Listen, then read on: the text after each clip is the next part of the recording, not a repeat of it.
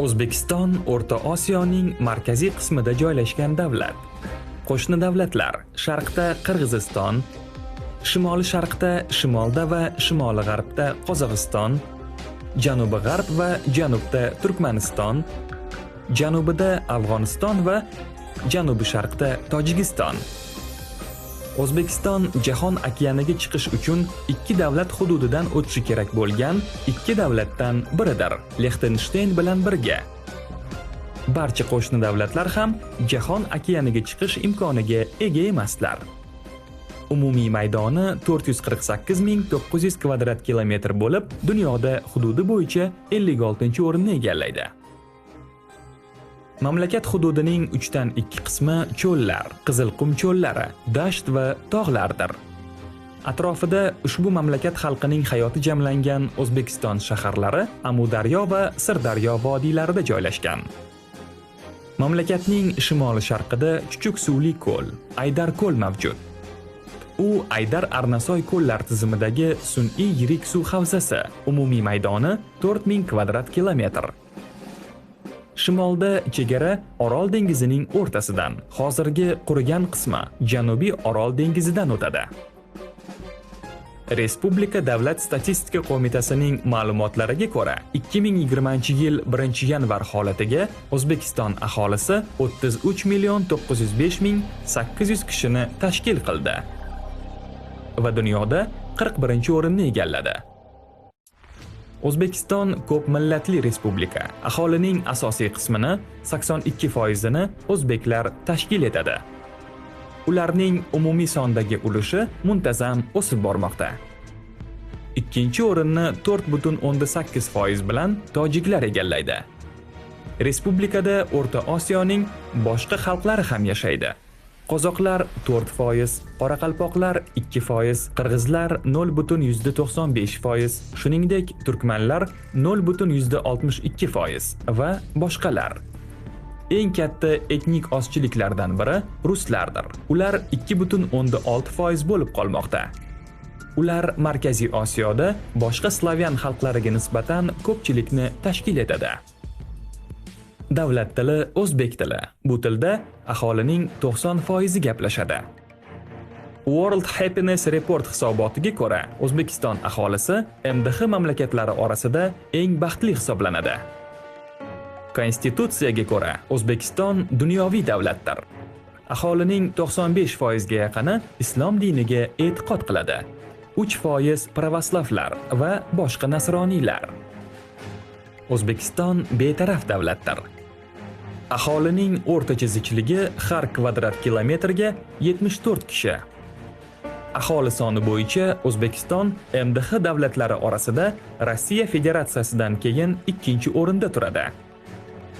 O'zbekistonda tug'ilishning yuqori darajasi va aholining ijobiy o'sishi qayd etilmoqda. Natijada aholining katta qismi bolalar va yoshlardir. Mamlakat aholisi turmush qurishining o'rtacha yoshi izchil o'smoqda. 2000-2010 yillarda u erkaklar uchun 24 yoshdan 26,5 yoshgacha, ayollar uchun 21 yoshdan 22,4 yoshgacha o'sdi. Mustaqillik yillarida qishloq xo'jaligi sektori paxtadan boshqa ekinlarga ham qayta yo'naltirildi. O'zbekistonning eng yirik savdo sherigi Xitoydir. Qariyb 6 milliard AQSh dollari. Ikkinchi o'rinda Rossiya 5,5 milliard dollardan ortiq. Keyin Qozog'iston 3 milliard dollar. Turkiya 2 milliard dollardan ortiq. Janubiy Koreya 2 milliardga yaqin. Germaniya 1 milliarddan ko'proq.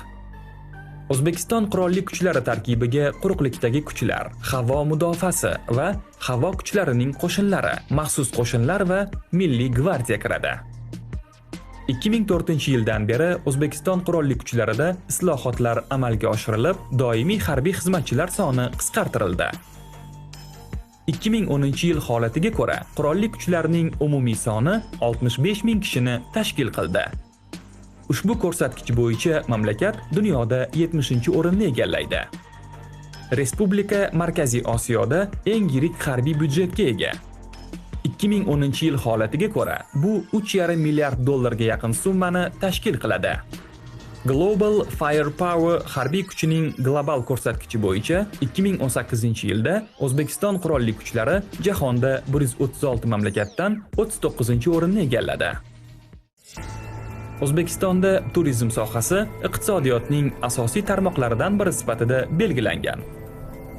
2019-yilda mamlakatga 6,748,000 xorijiy sayyoh tashrif buyurdi. 86 ta davlat fuqarolari uchun O'zbekiston hukumatı vizasiz rejim joriy etdi. Toshkent O'zbekistonning poytaxti va eng yirik shahri, aholi soni bo'yicha Markaziy Osiyodagi eng katta shahar. Mamlakatning eng muhim siyosiy, iqtisodiy, madaniy va ilmiy markazi. Mamlakatning shimol-sharqida joylashgan. 2020-yil 1-yanvar holatiga ko'ra, shahar aholisi 2,571,700 kishini tashkil qiladi. Toshkent MDHda aholi soni bo'yicha Moskva, Sankt-Peterburg va Kiyevdan keyin 4-o'rinni egallaydi. Milliy tarkib 63% o'zbeklar, 20% ruslar, 4,5% tatarlar, 2,2% koreyslar, 2,1% tojiklar, 1,2% uyg'urlar va 7% boshqa millat vakillari. Samarqand O'zbekistonning aholi soni bo'yicha 2-shahri. Samarqand viloyatining ma'muriy markazi. 2019-yil holatiga ko'ra, aholi soni 540 ming kishi.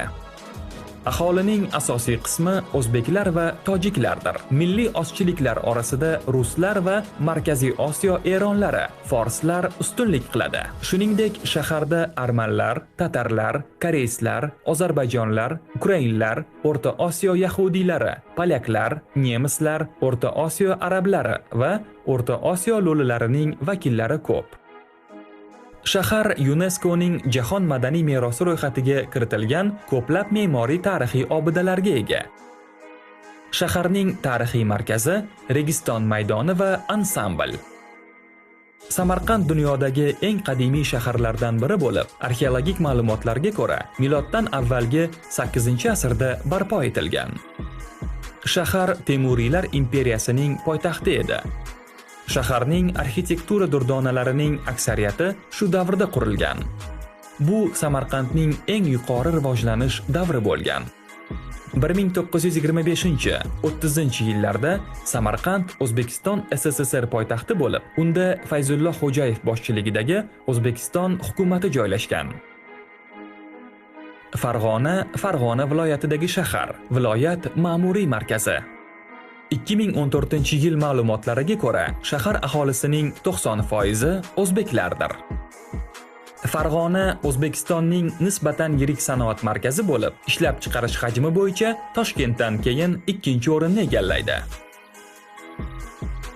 Respublika oltin zaxiralari bo'yicha dunyoda 4-o'rinni, qazib olish bo'yicha 7-o'rinni egallaydi va mis zaxiralari bo'yicha 10-11-o'rinlarni egallaydi. Uran bo'yicha 11-12-o'rin, qazib olish bo'yicha 7-8-o'rin. Paxtadan tashqari O'zbekistonning eng muhim qishloq xo'jalik mahsulotlari bu meva, sabzavot va don mahsulotlaridir. Mamlakatning asosiy energiya manbalari tabiiy gaz, ko'mir, uran rudasi zaxiralari va gidroenergetika. HSBC Global banki ma'lumotlariga ko'ra, respublika iqtisodi yaqin 10 yilliklar ichida dunyodagi eng tez rivojlanayotgan iqtisodlardan biri deb tan olindi.